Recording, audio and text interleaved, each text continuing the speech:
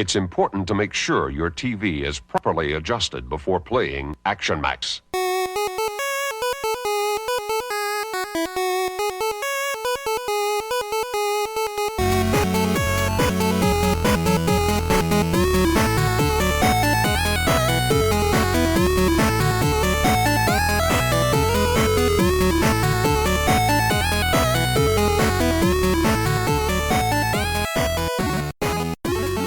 Hey there, everybody. Welcome to another episode of Classic Gaming Brothers. I'm Seth. And I'm Zach. And we are the Classic Gaming Brothers. That's right. We are the Classic Gaming Brothers. That's right. That's right. What another wonderful day. What another wonderful day. It's a beautiful day in the neighborhood. It's a beautiful day in the neighborhood. Indeed, it is. What I like most about summer is that we get a couple extra hours of light, so then we can stay up later and record these episodes. Because in the winter, we can't see each other because we have no power. Yeah, what I like most about summer is we get a couple more extra hours of light, but all those hours are miserable because it's so hot out. Yeah, if it's not hot out, it's wet, apparently, in New England now. It used to be just hot and humid. Now it's hot and wet. At least when it rains, it's relatively cool, but we should be in for a scorcher soon. It's a hot one. I say soon because who knows when you're listening to this episode. You could be listening to it in winter. But it's a scorcher soon. Anyway, speaking of scorchers, Zax. Yes, Seth. Zax, I just called you a plural all form of us. Zax. There's just millions of us around you.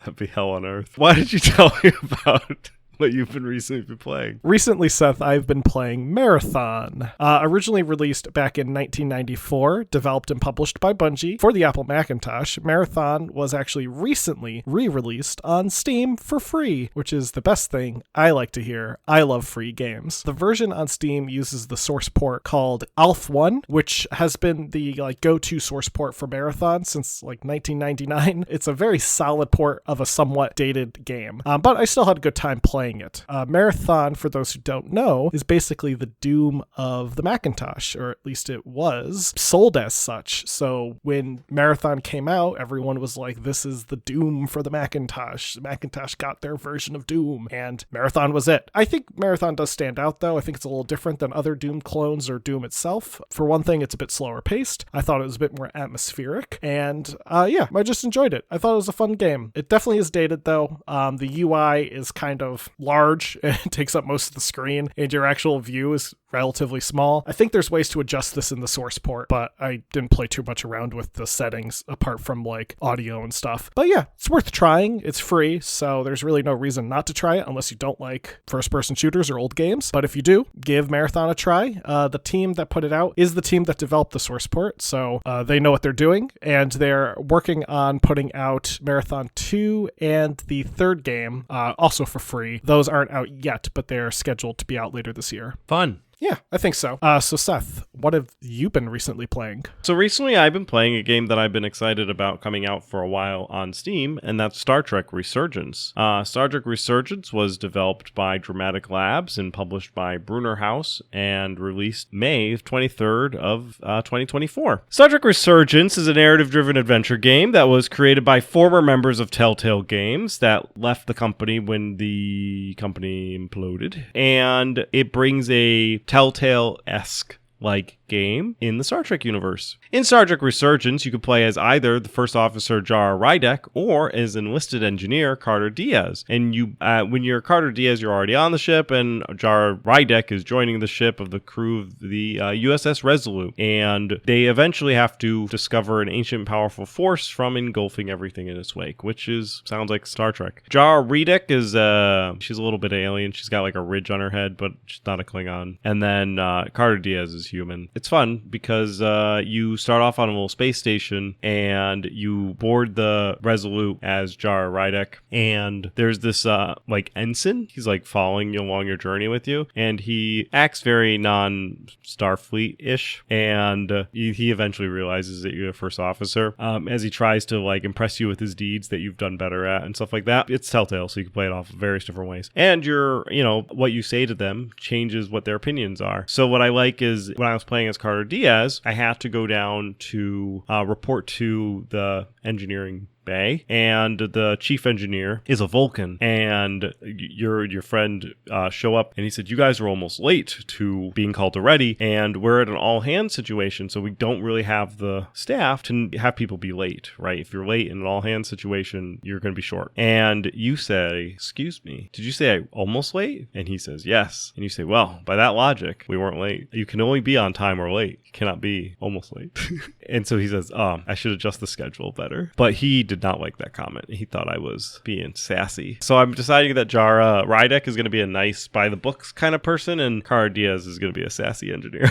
Nice. That's fun. Yeah, it's a fun game. A little on rails, but most of these Telltale narrative adventure-driven games are narrative-driven adventure games are on rails. I said adventure-driven narrative game, which I guess could be the same, but it's just word vomit. But yeah, so that's what I've been playing recently, is Star Trek Resurgence. I played, I want to say about an hour of it or so. Looking forward to playing it. There's some more, but I'm also looking to see if they're going to patch it a little bit, because there are some issues. Namely, when I was walking into the ship the first time, somebody was floating, and they should not have been floating. And I was like, oh, hopefully this gets fixed. Or this is just a quirk. So yeah, Star Trek Resurgence. Nice. That's fun. Fun fact, I looked up what race Jara Rydek is. She is a Kobliad, or rather, she's half Kobliad. She's part human, part Kobliad. Kobliads are a race of people that have a pronounced cranial ridge, which Star Trek just likes to do with some races. So like Klingons, or there's that race from Voyager. I can't remember what they're called. The Kazon. Oh, the Kazon.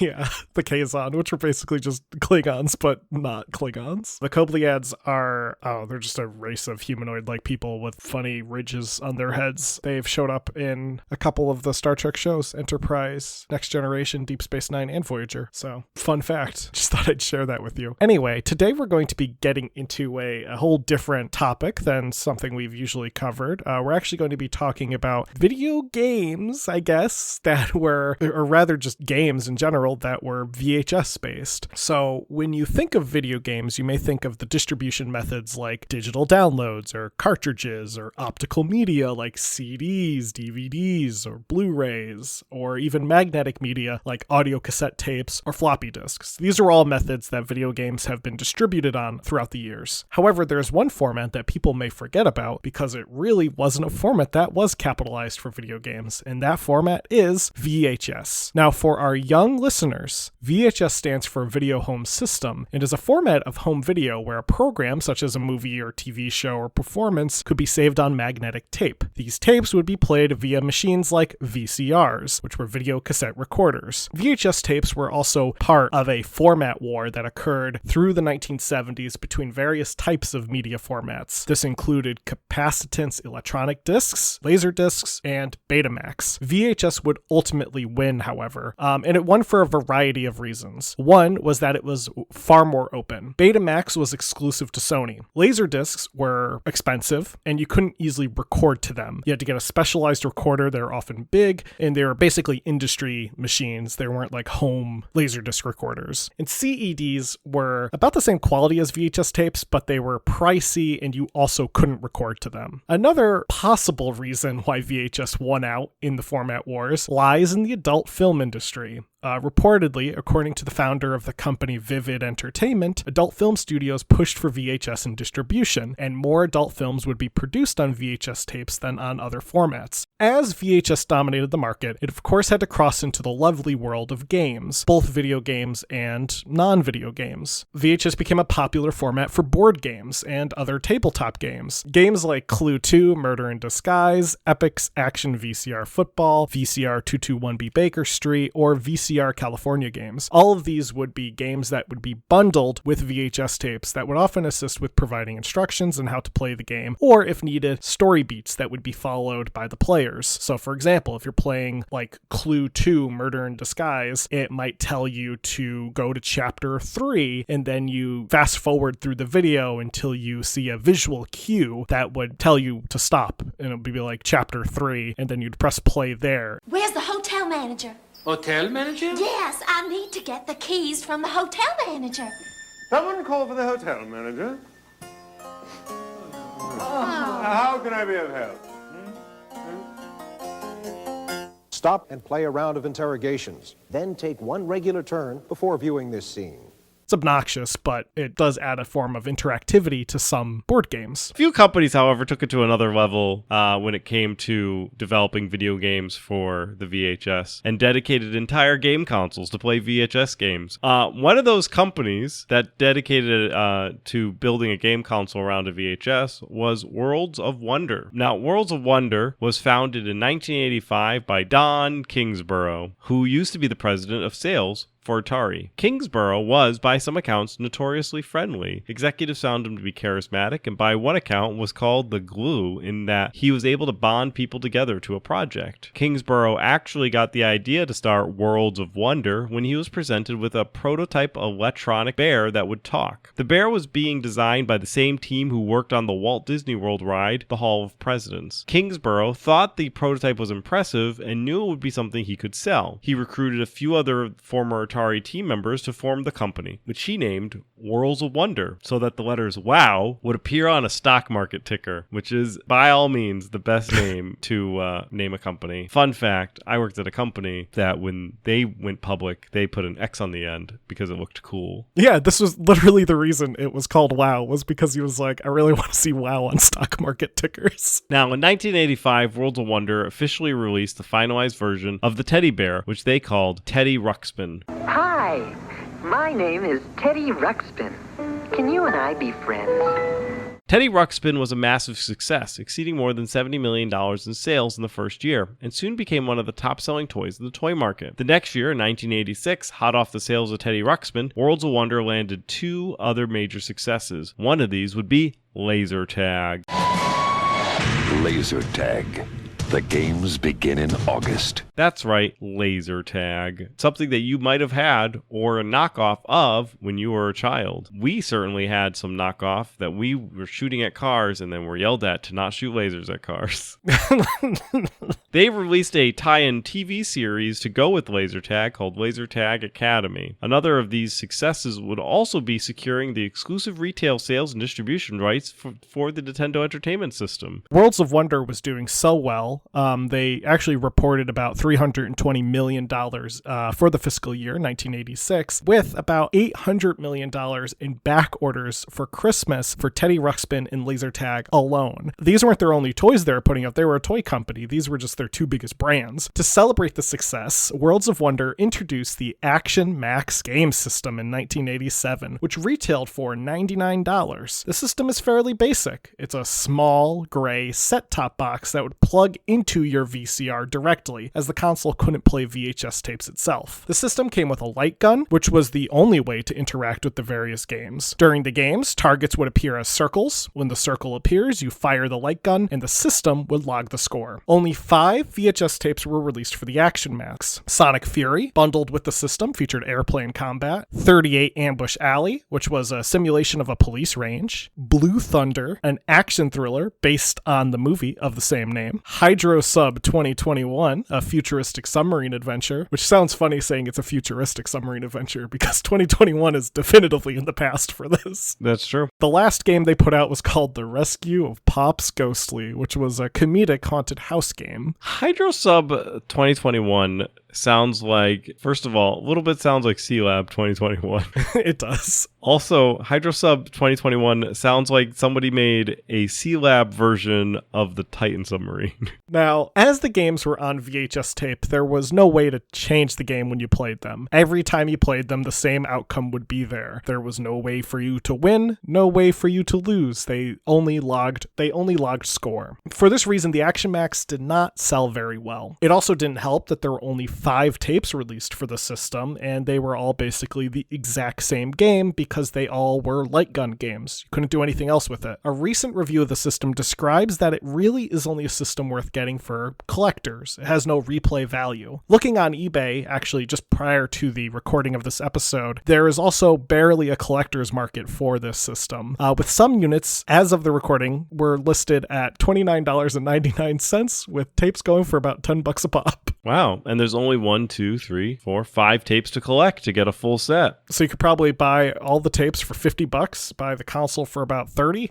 and you would spend under $100 for a game system. 100% complete game system. So if you want to be an Action Max collector, if you really want to get into the deep Action Max collecting, then you could, the entry point's pretty low. I saw boxed versions of the system go for a little bit more, like complete versions, which makes sense, but they were still under $100. It was like $70 for a complete system, though reportedly people thought the packaging was obnoxious because the system is very tiny, it's very light, but the packaging was huge. So people were like, this is bothersome because it takes up so much space. All you need to do is get it water graded and bring it to Pawn Stars and you're good to go.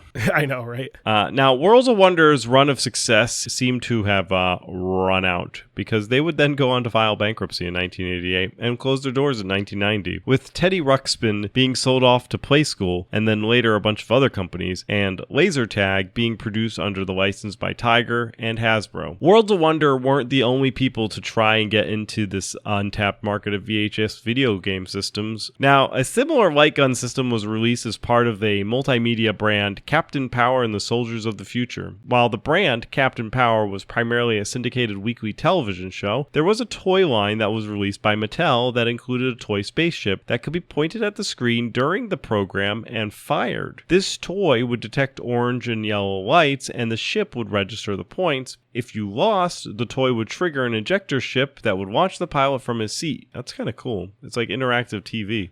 Captain Power has come to TV, and you can be part of it. What are you doing? Aim the PowerJet XT7, fire invisible beams at the television targets, and score. Or be hit. The TV show fires back. No kidding. Captain Power versus Lord Dread. I don't believe it. Believe it, short human. The power of the future is in your hands. Believe it. Captain Power jet and figure sold separately, batteries not included. There were also pre-recorded video cassettes that you could buy to play the game whenever you wanted. That's amazing. I know. I actually really want to, I want to find those tapes. Not only like the tapes, but like just imagine having a toy that interacts with the show and it changes based on how the show changes. I mean, the interaction doesn't change, right? It's going to light up the same way and the guy's going to explode out of it the same way, but it may light up at different times. According to the website RetroGameSuperhype.com, the show itself featured animation by Artmech in Japan, which previously worked on the anime Bubblegum Crisis. The animation's really good in Captain Power. So the show is like a combination of live action and anime. What was the plot of Captain Power and the Soldiers of the Future? According to Wikipedia, the story was set on Earth in the 22nd century following the Metal Wars, a cybernetic revolt which had resulted in the subjugation of the human race by intelligent machines. Captain Jonathan Power and a small group of guerrilla fighters called the Soldiers of the Future opposed the machine forces that dominate Earth. Now, another name in the toy business, and an old name at that, Viewmaster, also put out their own system. The Viewmaster Interactive Vision was released in 1988 with the tagline, "The two-way television system that makes you part of the show." Developed by Viewmaster Ideal Group and ACTV Inc., the system was similar to the Action Max, that it was a basic gray box that required a VCR to work. Unlike the Action Max, though, the Viewmaster Interactive Vision games were a bit more complex. This was accomplished by having two different soundtracks and graphics that would be superimposed over the video itself. The different soundtracks allowed for different audio to appear in response to players, like being able to choose to hear a specific song in the game Muppet Madness. Some games would display a cursor over the footage, and that could be moved around and used to interact with some of the items on the screen. This could allow you to draw on the screen or erase images off the screen. One unique game was Disney's Cartoon Arcade, which contained arcade-like mini-games. For example, one game where you have to guide Mickey across the street to avoid cars and meet up with Minnie on the other side of the street. You better help Mickey out. Otherwise, he'll never get safely across the street in time to see Minnie. All right. Now, use your joystick to move Mickey across the street. But watch out for the cars! If you get to Minnie before the those things there at the bottom of the screen disappear, you can play again and win even more points.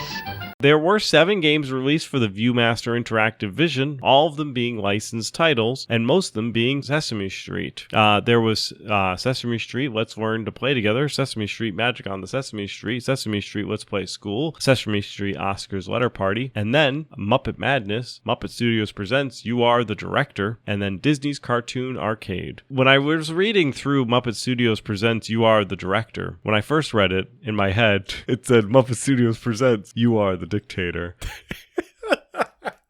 Now I just want that game to be created. Kermit as Stalin. Just picture like Kermit just like walking up like, oh man, just like picture the Jungle Strike intro, and instead it's Kermit coming up with like Fozzie Bear or something. They're standing there watching the place get blown up. That'd be great. Yeah, Kermit has the like sunglasses and looks like Gaddafi. Oh god, yes. Now, details on the sales figures or even people's opinions of the ViewMaster Interactive Vision were a bit difficult to find, but it's likely because the system itself was kind of pricey.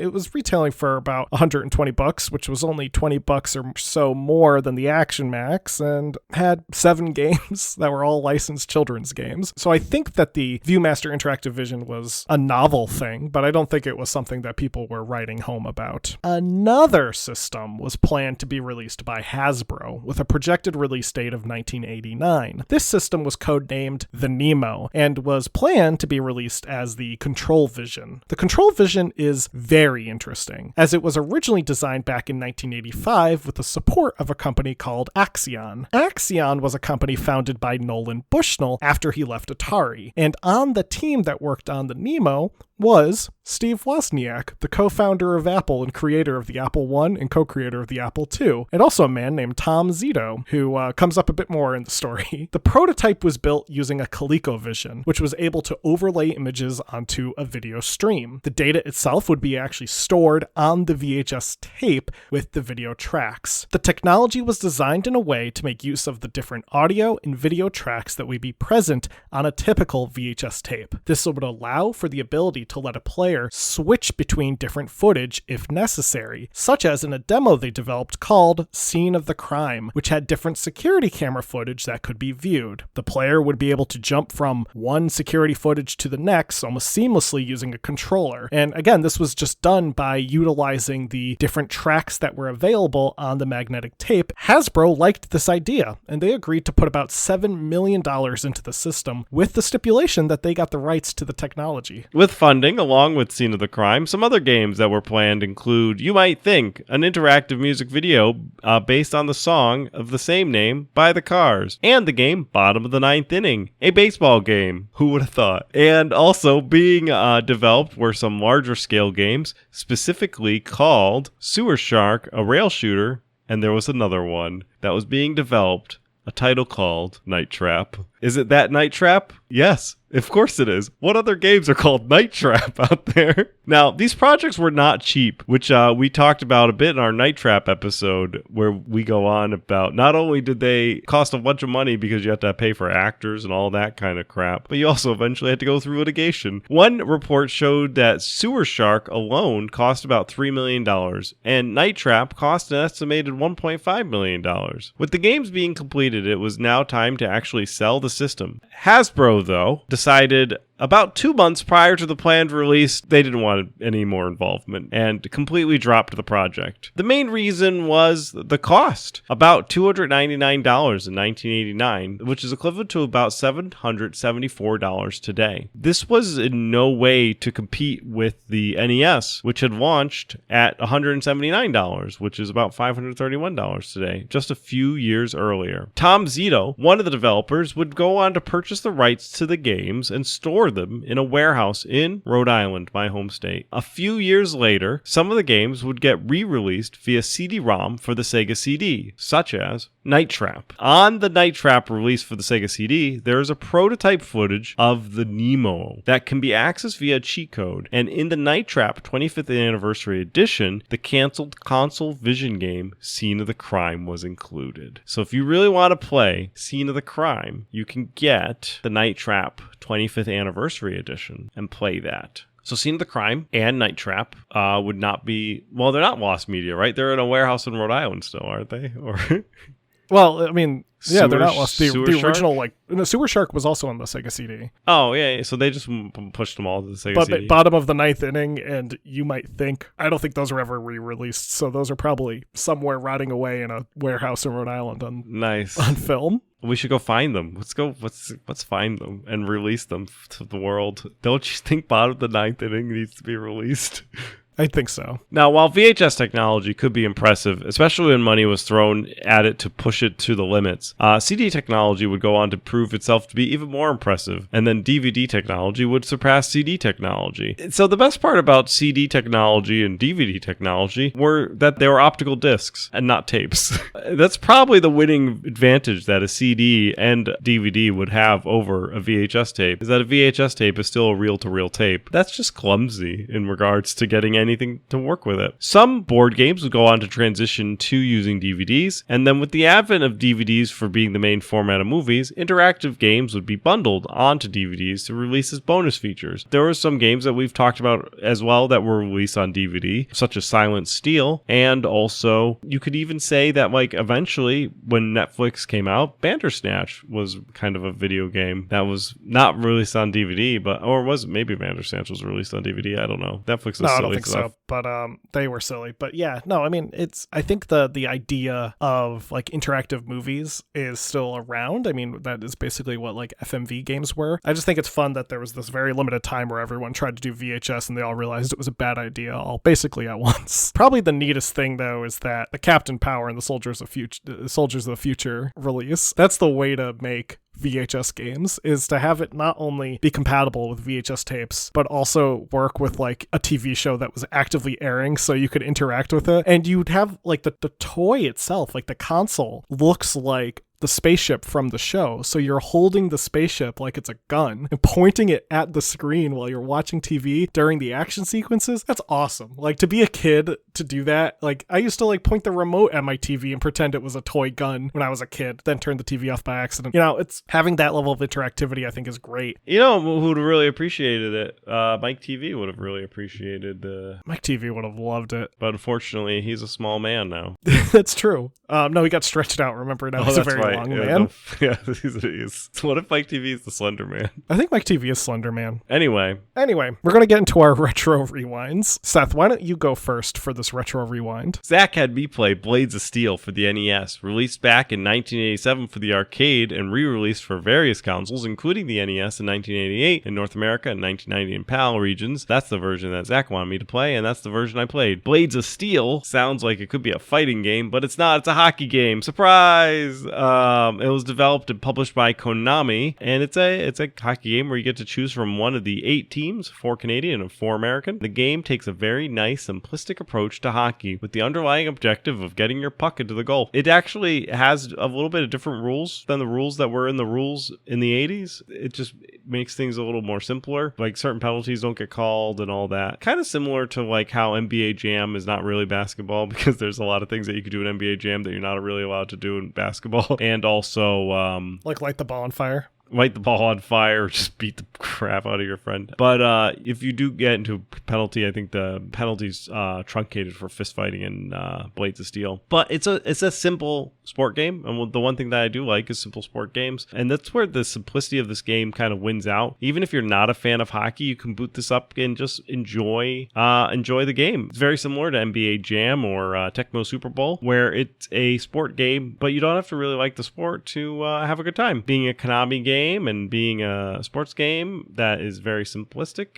definitely holds up. You can just boot this up and play some hockey, and maybe we'll play Blades of Steel on Thanksgiving. Next week, Zach, you could play Spider-Man X-Men Arcade's Revenge, which we believe we've talked about before, but this time for the Sega Game Gear. Will do. So Seth had me play X-Men, the arcade game, released in 1992 by Konami. And what is there to say beyond that it's a great game? In the game, you can play as either Cyclops, Colossus, Colossus, Wolverine, Storm, Nightcrawler, or Dazzler, and you fight against Magneto, and he tells you, welcome to die. It's a fun beat 'em up. It's your classic Konami beat 'em up. Everyone knows it's good. You should play it if you haven't yet.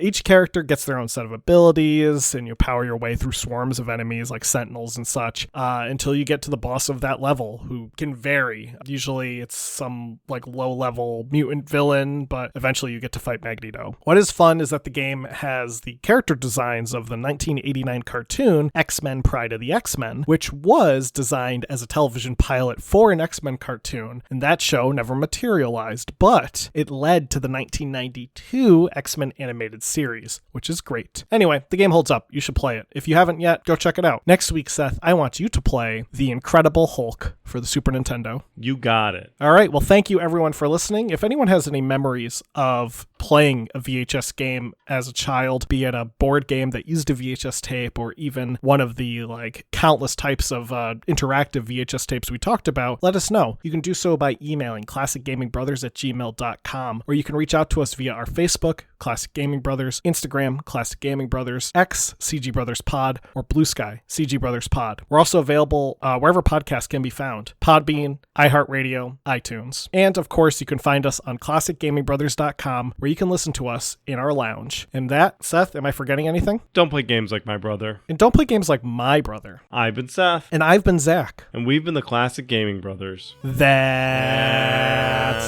right. That's right.